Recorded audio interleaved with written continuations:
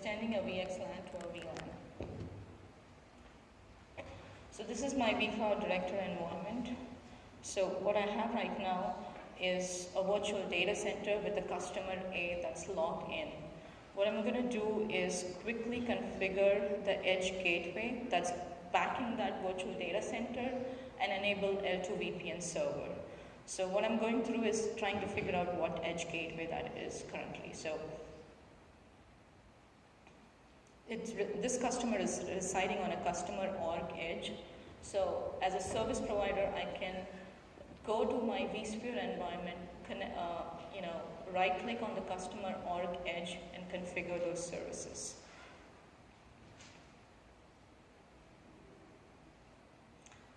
Just going over a little bit of what that is.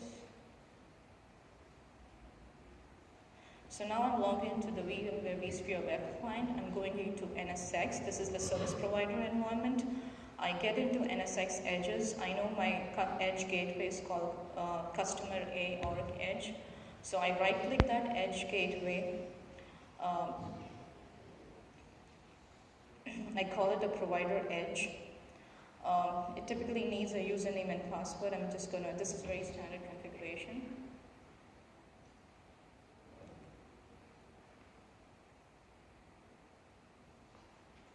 And NSX Edge comes in a lot of different form factors. So you can have this, depending upon this capacity you want to use, you can select compact, large, extra large, etc.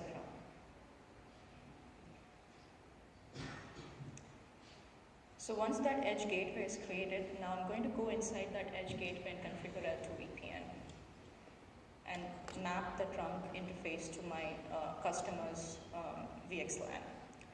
So I gave it an uplink interface, which is one of the interfaces, the public IP interface. Now I'm going to give it another trunk interface.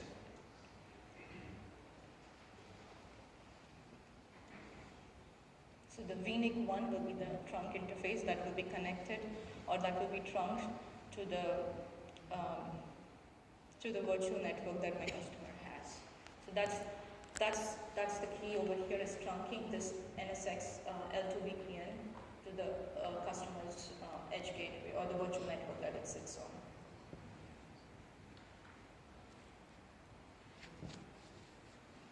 Once that's configured, I get into VPN, I enable a server and give it some a username and password so that a client can connect to it. So I'm going into L2 VPN, I'm activating the server, I'm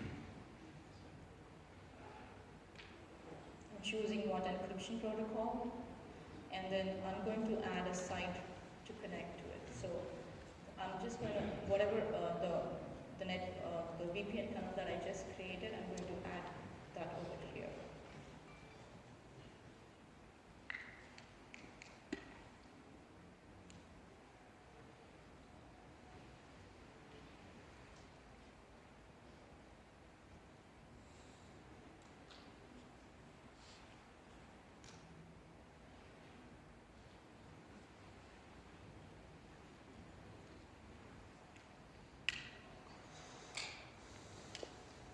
Now I'm going to my end customer. So the site A that you see is my on-prem customer. I'm going to do the exact same configurations on this client side, just making sure this time instead of L2 VPN server, I'm going to select L2 VPN client. But the configurations are simply the same. I created an NSX Edge gateway. I give it two interfaces, one public IP, one trunk interface, and the trunk interface I select which trunk it to the network that I want to stretch, the VLAN network that I want to stretch. So I'm creating a new edge gateway.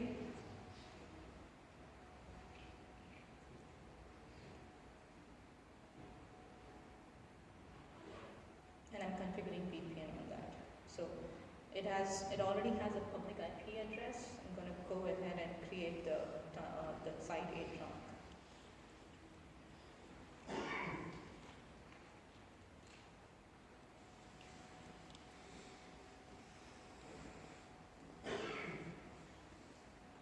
This one is connected to the VLAN 125, so that's the one that we are stretching.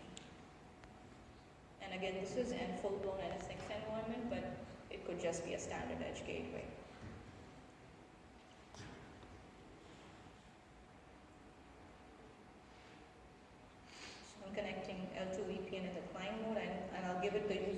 password that I used to create during the server mode. Once that is done, the L2 VPN switch network is ready to go. It will show you the tunnel status, whether it's up or not, and whether it's running. So I'm just, finally, just to conclude this, I'm going to just do a ping between a virtual machine that's sitting on site A to a virtual machine that's sitting on the tenant network.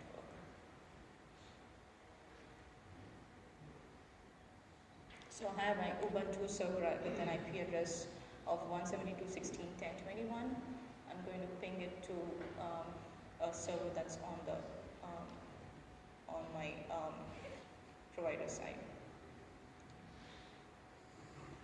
which